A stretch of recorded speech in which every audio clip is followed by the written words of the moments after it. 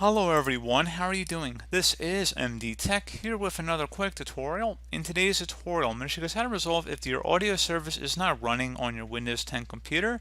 So this should hopefully be a pretty straightforward process here, guys. And without further ado, let's go ahead and jump straight into it. So we're going to start off by opening up the Start menu, type in Device Manager.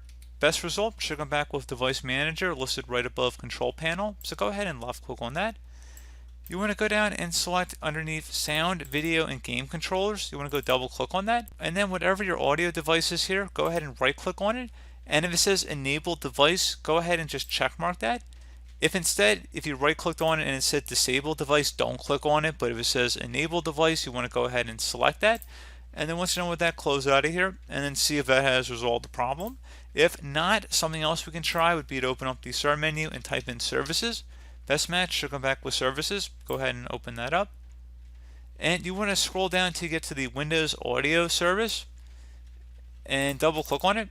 You want to set startup type to automatic and then select apply. And if service status is stopped, go ahead and select start. And once that's done, go ahead and select OK. Hopefully at this point it should be working again. But if you're still having a problem, you can check down your speaker icon down your system status bar and see if you need to adjust your audio.